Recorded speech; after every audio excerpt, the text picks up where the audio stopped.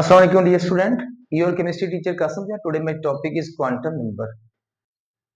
जी dear son, सबसे पहले define की बात करते हैं. What are quantum numbers? Set of numerical values which give acceptable solution to Schrodinger wave equation. My dear son, ये एक मैथमेटिकल इक्वेशन है, श्रोडिंगर वेव इक्वेशन, जिसको अगर मैथमेटिकली अगर हम सॉल्व करें तो इन्फिनिट सॉल्यूशन बनते हैं. उनमें से वही सॉल्यूशंस हम लेंगे जो इक्वेशन को जस्टिफाई करते हैं. तो ये partial square psi over partial x square, partial square psi over partial y square and partial square psi over partial z square plus 8 pi square m over x square into capital E minus P into psi is equal to 0. My dear son, इस equation को हमने कोई इतना ज्यादा explain नहीं करना, बस इसे क्वांटम नंबर जो है वो ही डिस्कस करेंगे. लेकिन थोड़ा सा मैं बताता चलूं कि यहाँ पे ई जो है वो टोटल एनर्जी है और पी यहाँ पे पोटेंशियल एनर्जी है, साई वेव फंक्शन है. तो श्रोडिंगर वेव इक्वेशन जैसे कि नाम से जाहिर है, ये wave like nature of an electron को एक्सप्लेन करता है. तो श्रोडिंगर वेव इक्वेशन हमें जो क्वांटम नंबर्स देती है, और क्वांटम नंबर हमें कंप्लीट इंफॉर्मेशन देते हैं about behaviour of electron, motion of electron, wave like nature of electron. और माय डियर सन, इलेक्ट्रॉन के हवाले से energy, radius, momentum, A to G जो पैरामीटर्स हैं, उन तमाम पैरामीटर्स की कैलकुलेशन जो है वो आप कर सकते हैं यूजिंग क्वांटम नंबर्स. और क्वांटम नंबर्स हमें मिलते हैं श्रोडिंगर वेव इक्वेशन से. Point to be noted that कि माय डियर सन, 1925 में गॉडस्मिथ ने स्पिन क्वांटम नंबर का जो कॉन्सेप्ट था वो इंट्रोड्यूस करवा चुका था. और उससे एक साल बाद 1926 में श्रोडिंगर ने हमें एक इक्वेशन दी, मैथमेटिकल इक्वेशन दी, जो हमें जो है वो डेरिवेशन देती है तीन क्वांटम नंबर्स की. मतलब अगर मैं आपसे बात करूं कि all quantum numbers are derived from Schrodinger wave equation except, तो वो आप बताएंगे स्पिन क्वांटम नंबर. इलेक्ट्रॉन के हवाले से, उसके बिहेवियर के हवाले से ये पॉइंट्स भी क्लियर कर लें कि बोहर के मुताबिक जो था वो जो इलेक्ट्रॉन है वो पार्टिकल लाइक नेचर रखता है, और हर इलेक्ट्रॉन अपनी स्पेसिफिक ऑर्बिट के अंदर स्पेसिफिक वेलोसिटी के साथ मूव करता है. तो सो उसकी पोजीशन और मोमेंटम दोनों में किसी तरह की अनसर्टेनिटी नहीं है. There is a certainty in position and momentum, and both these parameters can be measured simultaneously according to Bohr atomic model. लेकिन डी ब्रोगली के मुताबिक क्या था कि डुअल नेचर है, ये इलेक्ट्रॉन है wave like nature as well as particle like nature. Matter है ड्यूअल नेचर, बाद में कहा गया जी नहीं, माइक्रोस्कोपिक पार्टिकल ही ड्यूअल नेचर रखते हैं. उसके बाद देखिए next, Heisenberg uncertainty. Heisenberg uncertainty principle के मुताबिक बेटा there is uncertainty in position and momentum. ये कंट्राडिक्शन है बोहर की. बोहर के मुताबिक पोजीशन और मोमेंटम आप दोनों एक्यूरेटली मेजर कर सकते हैं, जबकि हेजनबर्ग के मुताबिक पोजीशन और मोमेंटम दोनों में क्या है, अनसर्टेनिटी है. Uncertainty in one parameter introduces certainty in an other parameter. तो माय डियर सन, एक्चुअली जो है वो साइमल्टेनियसली आप पोजीशन और मोमेंटम कैलकुलेट नहीं कर सकते, मेजर नहीं कर सकते. श्रोडिंगर जो है वो बोहर के जो डिफेक्ट्स थे, जैसे कि जीमन इफेक्ट है, effect of magnetic field. जीमन effect क्या है जी, एक जो स्पेक्ट्रल लाइन थी उसका स्प्लिट हो जाना 5 स्पेक्ट्रल लाइन में when a strong magnetic field was applied. तो माय डियर सन, जो डिफेक्ट्स थे उनको आंसर करने के लिए, या वो जो लिमिटेशन थी, डिफेक्ट्स मीन लिमिटेशंस है, जो बोहर एटॉमिक मॉडल कुछ पॉइंट्स क्लियर नहीं कर पाए, तो उन तमाम जो डिफेक्ट्स थे या जो लिमिटेशन थी उनको रिमूव करने के लिए श्रोडिंगर ने एक इक्वेशन ड्राइव की, और उस इक्वेशन का जो सॉल्यूशन है वो हमें क्वांटम नंबर देता है, जैसे magnetic quantum number Zeeman effect को एक्सप्लेन करेगा. तो आगे बढ़ते हैं my dear son. All quantum numbers are derived from Schrodinger wave equation except. अगर ये एमसीक्यूज आ जाए तो आप क्या बताएंगे, principal quantum number, azimuthal and spin, तीनों की डेरिवेशन श्रोडिंगर वेव इक्वेशन से होती है, जबकि स्पिन की जो है वो it was not derived from Schrodinger wave equation. तो फर्दर इसी से रिलेटेड एमसीक्यूज आ सकते हैं कि डेरिवेशन के हवाले से my dear son, principal quantum number की डेरिवेशन हुई, एजीमुथल की हुई, मैग्नेटिक की हुई, लेकिन स्पिन की नहीं हुई, तो मैंने क्रॉस कर दिया. नेक्स्ट, जीरो वैल्यू जो है, जीरो वैल्यू ये माय डियर सन डेरिवेशन के हवाले से बताना था मैंने. तो डेरिवेशन के हवाले से मेरे पॉइंट्स क्या होगा कि this one, this one, this one, ये तीन ड्राइव हुए, this one is not drive. Second में zero value my dear son, N की कभी जीरो वैल्यू नहीं होती, एन की वैल्यू जीरो हो सकती है और एम की वैल्यू भी जीरो हो सकती है, स्पिन क्वांटम नंबर की वैल्यू जीरो नहीं हो सकती। थर्ड पे आ जाए negative value my dear son, principal quantum number की वैल्यू नेगेटिव नहीं होती, हमेशा पॉजिटिव होती है। तो क्रॉस एजीमुथल क्वांटम नंबर की वैल्यू नेगेटिव नहीं होती क्रॉस, और मैग्नेटिक क्वांटम नंबर की वैल्यू नेगेटिव हो सकती है, स्पिन की वैल्यू नेगेटिव हो सकती है, माइनस हाफ प्लस हाफ। तो आगे बढ़ते हैं fractional value my dear son, किसी भी क्वांटम नंबर की वैल्यू फ्रैक्शनल नहीं होती, spin principal quantum number azimuthal and magnetic quantum number, सिर्फ spin quantum number fractional value रखता है। आगे बढ़ते हैं प्रिंसिपल क्वांटम नंबर के हवाले से। My dear son, principal quantum number हमें सिर्फ ऑर्बिट्स के बारे में इंफॉर्मेशन देगा, शेल्स के बारे में इंफॉर्मेशन देगा, या सर्कुलर पाथ के बारे में इंफॉर्मेशन देता है, मेन एनर्जी लेवल बताएगा ये। तो इसकी वैल्यू जो है वो कभी जीरो नहीं हो सकती, ना ही नेगेटिव हो सकती, इसकी पॉजिटिव वैल्यू है, 1 है, 2 है, 3 है और सो ऑन इन्फिनिटी तक हो सकती है।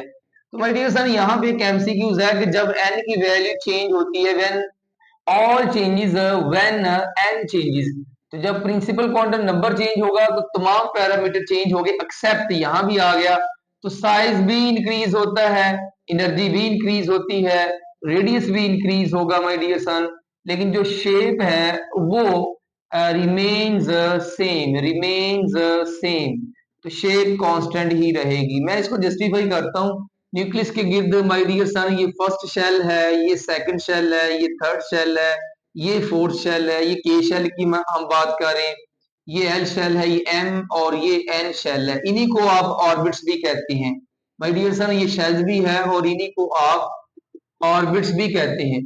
तो आपने देखा कि तमाम ऑर्बिट्स अराउंड द न्यूक्लियस क्या है, सर्कुलर है, तो इनकी जो शेप है वो सर्कुलर है, शेप में कोई चेंज नहीं आती, शेप जो है वो इसकी स्फेरिकली रहेगी, सर्कुलर ही रहेगी। आगे बढ़ते हैं, प्रिंसिपल क्वांटम नंबर के 6 फंक्शंस है या 6 इसकी एप्लीकेशंस है। सिग्निफिकेंस के हवाले से बात करें तो ये हमें एनर्जी बताता है, किसी भी शेल की एनर्जी बताएगा। शेल की एनर्जी कैलकुलेट करने के लिए फार्मूला क्या होगा, E is equal to -2.18 10 raise to power -18 joule per atom, my dear son, over n का स्क्वायर। तो के एल एम और एन के लिए, K L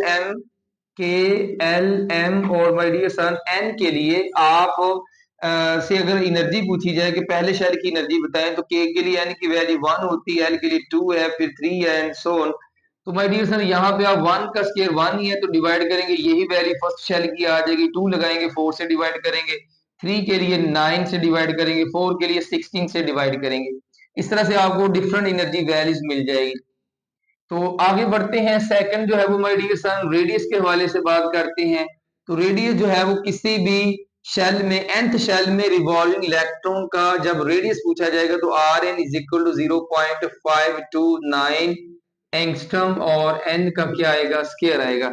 my dear son, यहाँ n स्क्वायर से डिवाइड करते हैं एनर्जी में, यहाँ n स्क्वायर से मल्टीप्लाई करते हैं, तो n की वैल्यू जो है वो आपकी 1 हो सकती है, इस तरह n की वैल्यू जो है वो 2 हो सकती है, 3 हो सकती है, प्रिंसिपल क्वांटम नंबर की वैल्यू 4 हो सकती है।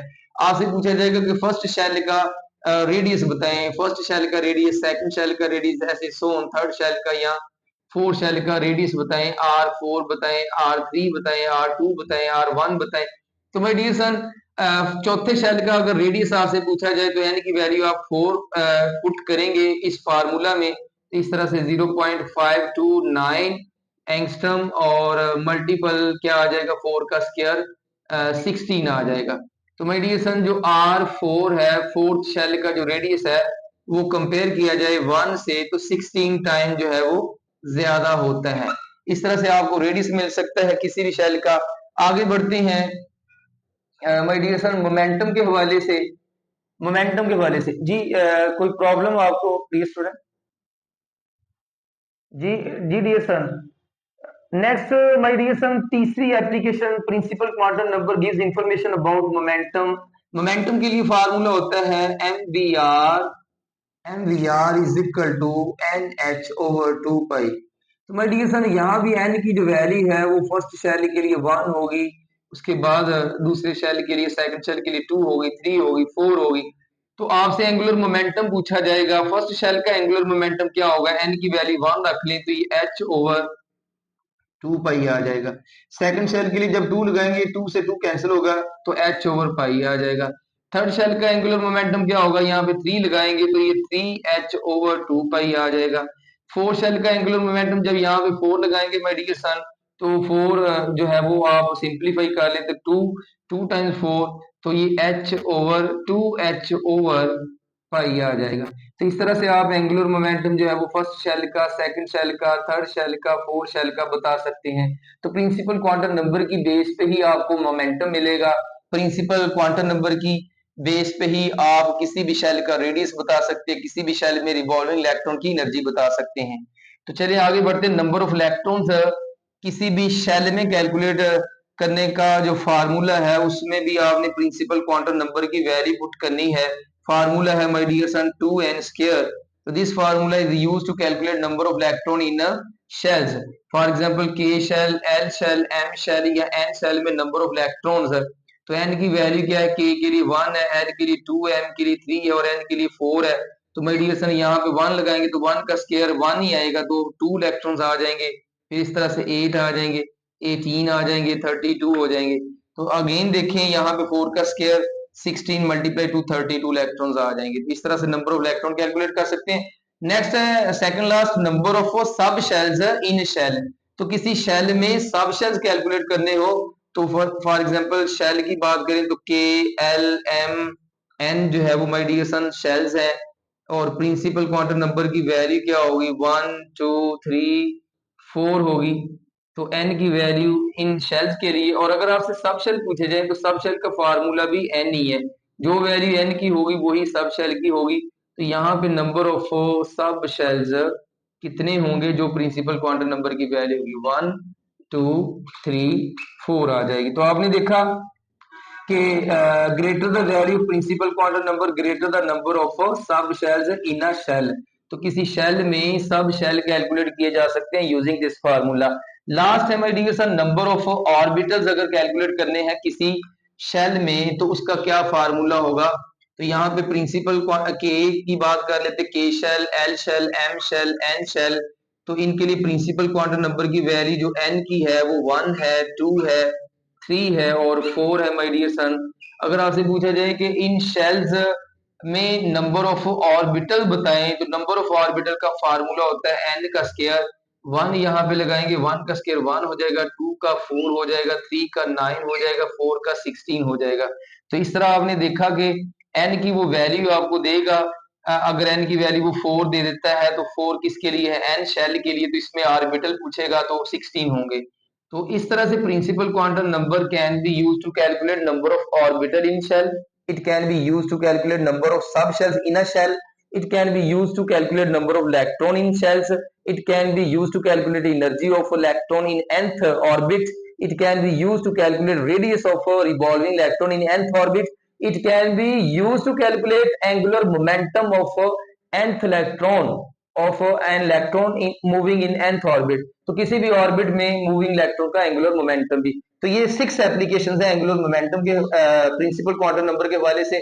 नेक्स्ट क्वांटम नंबर है azimuthal quantum number. My dear son, जिस तरह वो शेल के बारे में इंफॉर्मेशन देता है तो ये हमें सब शेल के बारे में इंफॉर्मेशन देगा। सबसे पहले हम बात करेंगे मैक्सिमम वैल्यू के हवाले से और relation between n and l के दरमियान क्या रिलेशन है। तो my dear son, maximum value के हवाले से देखें कि एन की जो वैल्यू है एजीमुथल क्वांटम नंबर की जो वैल्यू है, एल से इसको जाहिर करते हैं। इसकी वैल्यू होगी 0 हो सकती है, 1 हो सकती है, 2 हो सकती है, 3 हो सकती है, ऐसे सो ऑन। nth जो टर्म होगी इसके लिए n-1 होगी। तो माय डियर सन, यहाँ पे जो n-1 है ये क्या है, तो मैक्सिमम वैल्यू का फार्मूला n-1 है। अगर एल की आपने मैक्सिमम वैल्यू कैलकुलेट करनी है तो उसका फार्मूला क्या यूज करेंगे, n-1। फॉर एग्जाम्पल मैं कहता हूँ कि बेटा principal quantum number n is equal to 4 है, तो मुझे l की पॉसिबल वैल्यूज बताएं। तो यहाँ पे रखें 4, तो 4-1 क्या आ जाएगा, 3 आ जाएगा। तो अब l की वैल्यू क्या आ गई, 3 आ गई। तो ये मैक्सिमम वैल्यू है, ये क्या है, मैक्सिमम वैल्यू है। तो पॉसिबल वैल्यूज क्या होगी, तो एल की पॉसिबल वैल्यू हो सकती है 0, 1, 2 और 3। तो ये आपकी मैक्सिमम वैल्यू हमें ये बताएगी कि 0 से लेके 3 तक वैल्यूज पॉसिबल वैल्यूज हो सकती है। किसी भी सब शेल के लिए पॉसिबल वैल्यू जो है वो सब शेल्स के लिए 0 से 3 तक हो सकती है। तो 0 किसके लिए होती है माय डियर सन, ये आपने मेमोराइज करना है कि एस के लिए 0 वैल्यू होगी। एजीमुथल क्वांटम नंबर एल की वैल्यू हमेशा 0 होती है एस के लिए, चाहे वो 2s हो चाहे वो 3s हो। तो एन के लिए सॉरी पी के लिए जो है वो इसकी वैल्यू हमेशा 1 होगी, और डी के लिए 2 होगी, और एफ के लिए इसकी वैल्यू 3 होगी। तो यहाँ पे अगर आपसे कोई पूछे कि भाई 4s की वैल्यू बताएं, एल की क्या वैल्यू होगी, तो एन की वैल्यू 4 होगी जबकि एल की वैल्यू 0 होगी। इसी तरह से कोई कहता है जी 3p की वैल्यू बताएं, तो p के लिए वैल्यू हमेशा 1 ही होगी चाहे इसका कोफिशिएंट कोई भी हो। तो ये थी मैक्सिमम वैल्यू। अब रिलेशन क्या है, रिलेशन भी समझ लें अच्छी तरह से कि n की जो भी वैल्यू होगी हमेशा याद रखें कि हमेशा जो n की वैल्यू होती है वो l की वैल्यू से ग्रेटर ही होती है। कभी भी ऐसा नहीं होता कि n की वैल्यू l की वैल्यू के इक्वल आ जाए या फिर n की वैल्यू l से लेस देन आ जाए। तो याद रखें ये जो है ना, ये पॉसिबिलिटीज नहीं है, ऐसा नहीं हो सकता। ये हो सकता है कि n की वैल्यू हमेशा l की वैल्यू से ग्रेटर होगी, लेकिन n की वैल्यू कभी l की वैल्यू के इक्वल या उससे लेस देन नहीं हो सकती, इक्वल नहीं हो सकती। तो इस हवाले से आप देखें, अगर फॉर एग्जांपल आपको n की वैल्यू वो 4 देता है तो l की वैल्यू क्या बनती है, 0 बनती है, 1 बनती, 2 बनती, 3 बनती। तो हमने देखा l की जितनी भी वैल्यूज है वो n की वैल्यू से स्मॉलर ही है, कोई भी वैल्यू n की वैल्यू के इक्वल नहीं है, और ना ही n की वैल्यू हमेशा l से ग्रेटर होगी। कभी भी l की वैल्यू n की वैल्यू के इक्वल या उससे ग्रेटर नहीं हो सकती ना। जी माय डियर सन, नेक्स्ट ये एजीमुथल क्वांटम नंबर हमें बताएगा shapes of sub shell. For example l की वैल्यू वो दे देता है 0 दे देता है, 1 है, 2 है या 3 है। तो माय डियर सन जब एस एल की वैल्यू 0 होगी तो shape of the sub shell जो है वो स्फेरिकल होगी। अगर वैल्यू एल की वैल्यू 1 हो गई तो डम्बेल होगी, डम्बेल, सिंगल डम्बेल भी कह सकते इसे। और अगर वैल्यू एल की 2 होगी तो इसकी जो है वो डबल डम्बेल हो जाएगी, डबल डम्बेल शेप हो जाएगी। और अगर एल की वैल्यू 3 है तो शेप जो है वो बहुत ही कम्प्लेक्स होगी, कम्प्लेक्स शेप होगी। तो किसी सब शेल की शेप कम्प्लेक्स होगी जब एल की वैल्यू जो है वो 3 होगी। तो इस तरह एल की वैल्यू 0 किसके लिए होती है, एस के लिए। एल की वैल्यू 1 किसके लिए होती है, पी के लिए। एल की वैल्यू 2 किसके लिए होती है, डी के लिए। एल की वैल्यू 3 किसके लिए होती है, एफ के लिए। तो माय डियर सन आप बता सकते हैं कि azimuthal quantum number give us information about shapes of the sub shell. तो एस की स्फेरिकल है, पी की डम्बेल है, डी की डबल डम्बेल है और एफ की कम्प्लेक्स है। तो स्पेक्ट्रल टर्म जो है ये भी हमें एजीमुथल क्वांटम नंबर ही बताएगा। तो माय डियर सन ये जो एजीमुथल क्वांटम नंबर है ये कुछ स्पेक्ट्रल टर्म भी बताता है, जैसे एस, पी, डी और एफ जो है। ये एस फॉर जो है वो शार्प है यहाँ पे, और पी फॉर प्रिंसिपल है, और d for my dear son यहाँ पे डिफ्यूज्ड है, और एफ यहाँ पे क्या है, फंडामेंटल है। तो ये कुछ स्पेक्ट्रल टर्म है कि hydrogen alpha single spectral line का स्प्लिट हो जाना 5 स्पेक्ट्रल लाइन में in presence of strong electric field या in presence of strong magnetic field, Stark effect, Zeeman effect. तो वहां पे स्पेक्ट्रल जो टर्म है वो भी वो भी एजीमुथल क्वांटम नंबर ही बताएगा, sharp, principal, diffuse, fundamental. Energy of सब शेल्स, तो my dear son subshells की एनर्जी कैलकुलेट भी एजीमुथल क्वांटम नंबर से कर सकते हैं। इसके लिए फार्मूला क्या होगा, n प्लस एल। तो फर्ज करें यहाँ पे सब शेल की एनर्जी के लिए फार्मूला n प्लस एल है। तो फर्ज करें आपसे पूछा जाता है जी 3s और 3p में लोअर एनर्जी बताओ और हायर एनर्जी बताओ, तो हम इस फार्मूले की बेस पे बता सकते हैं कि किस सब शेल की एनर्जी कम है या ज्यादा है। तो my dear it's very simple कि s का जो भी कोफिशिएंट है वो n की वैल्यू होगी 3, प्लस s के लिए l की वैल्यू क्या होती है, हमेशा s के लिए l की वैल्यू 0 होगी, p के लिए 1 होगी, d के लिए 2 होगी, f के लिए 3 होगी, मैंने पहले भी बताया आपको। तो यहाँ पे माय डियर सन प्लस 0 आ जाएगा तो 3 बन जाएगा। p के लिए यहाँ पे कोफिशिएंट 3 है और p के लिए l की वैल्यू 1 होती है तो ये 4 आ जाएगा। तो this one is the lower in energy, this one is the higher energy. My dear son अगर सेम आ जाए, अगर सम सेम आ जाए तो फिर आपने एन को देखना है, प्रिंसिपल क्वांटम नंबर को देखना है कि जिसकी वैल्यू कम होगी उसकी एनर्जी कम होगी, जिस एन की वैल्यू अगर लार्जर है तो उसकी एनर्जी ज्यादा होगी। तो नंबर ऑफ इलेक्ट्रॉन्स इन सब शेल कैलकुलेट करने का फार्मूला क्या है जी, 2 × 2l+1। तो azimuthal quantum number l can be use to calculate number of electron in sub shells. For example s में, पी में, डी में और एफ में आपने इलेक्ट्रॉन्स कैलकुलेट करने हैं, तो एस के लिए वैल्यू एल की क्या होगी, इसके लिए 0 होगी, इसके लिए 1 होगी, इसके लिए 2 होगी, इसके लिए 3 होगी। तो यहाँ पे वैल्यू लगाएं 0, 2 × 0, 0+1, 1 × 2। तो एस में 2 इलेक्ट्रॉन्स आ जाएंगे माय डियर सन, और जो पी है उसमें 6 आ जाएंगे, डी में 10 आ जाएंगे और एफ में 14 आ जाएंगे। फॉर एग्जांपल एफ के लिए एल की वैल्यू 3 है, तो दोबारा पुट करें यहाँ पे 3, तो 2 × 3 +1, 6+1 7 × 2 14 आ जाएगी। तो लास्ट है नंबर ऑफ ऑर्बिटल्स। तो azimuthal quantum number can be used to calculate number of orbital in a sub shell. तो माय डियर सन, सब शेल्स में ऑर्बिटल कैलकुलेट करने का फार्मूला होता है 2l+1। तो चलें इसको अप्लाई करके देखते हैं। एस जो सब शेल है, या पी सब शेल है, या डी सब शेल है, या एफ सब शेल है, तो सब शेल्स में ऑर्बिटल्स कैलकुलेट करने का ये फार्मूला है my dear son. S sub shell में कितने ऑर्बिटल होंगे, एस के लिए वैल्यू एल की 0 होती, पी के लिए 1 होती, डी के लिए 2, एफ के लिए 3 है। तो यहाँ पे वैल्यू रखें 0, तो ये 1 आ जाएगा। उसके बाद माय डियर सन जो है सब शेल्स 1 आ जाएगा। नेक्स्ट में यहाँ पे रखें 1, तो 2 × 1, 2+1 3 आ जाएगा। उसके बाद फिर 5 और ये 7, तो 1 3 5 7। अगर तो ये फार्मूला आपको आता है तो लगा लें, अदरवाइज आप वैसे मेमोराइज कर लें। एस ये 4 क्या है, सब शेल्स, और इनमें नंबर ऑफ ऑर्बिटल 1 3 5 7 होते हैं। ऐसे मेमोराइज करें। लास्ट में हम एमसीक्यूज करना चाहते हैं माय डियर सन। वो आपसे कहता है जी कि which of the following is not sub shell. तो यहाँ पे 3p जो है वो सब शेल है, 3d सब शेल है, 4s सब शेल है। एस जो होता है वो सब शेल को भी रिप्रेजेंट करता है और ऑर्बिटल को भी करता है। तो यहाँ पे अब आप इसको सब शेल के तौर पे कंसीडर करेंगे। और यहाँ 3px में जब डायरेक्शन आ जाए माय डियर सन, जो 3px है, एक्स वाई जी जब मेंशन हो जाए, तो ये जो है वो ऑर्बिटल होता है। तो ये तीनों सब शेल है, लेकिन this one is a orbital. तो उसने यही पूछा था कि इनमें से कौन सा सब शेल नहीं है, दिस वन इज ऑर्बिटल। आगे बढ़ते हैं। आपसे पूछा जाएगा कि which of the following formula is used to calculate number of electron in shells. तो my dear son, number of electron in shells calculate करने के लिए number of electron in shells 2n² formula है, और नंबर ऑफ ऑर्बिटल कैलकुलेट करने के लिए किसी शेल में नंबर ऑफ ऑर्बिटल कैलकुलेट करने का जो फार्मूला वो n का स्क्वायर है। और नंबर ऑफ इलेक्ट्रॉन इन सब शेल कैलकुलेट करने के लिए कौन सा फार्मूला यूज करेंगे, तो फिर आप चार्ली बताएंगे। और अगर पूछा जाए कि सब शेल्स में ऑर्बिटल्स कैलकुलेट करने के लिए कौन सा फार्मूला, तो ये आप यूज करेंगे। This formula is use to calculate number of सब shells in number of orbital in subshell. This formula is used to calculate number of electron in a subshells. S, P, D और F में electron calculate करने के लिए। Last MCQs है my dear सन।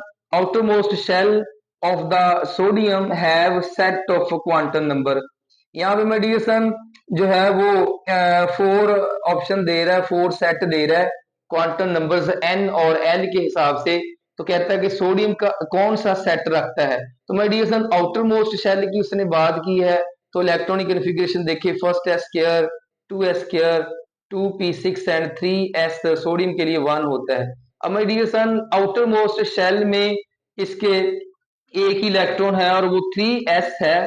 तो 3s, तो यहाँ पे n की जो वैल्यू होगी वो 3 होगी और s के लिए l की वैल्यू 0 होगी। तो डेल्टा ऑप्शन आ जाएगा माय डियर सन। और ये बाकी जो तीनों सेट है इक्वल कभी हो नहीं सकता, n की वैल्यू हमेशा l से ग्रेटर होती है, लेकिन यहाँ l की वैल्यू 2 हो नहीं सकती क्योंकि 3s, s के लिए वैल्यू 0। तो सही ऑप्शन क्या है, डेल्टा है। तो n की वैल्यू 3 होगी, l की वैल्यू 0 होगी।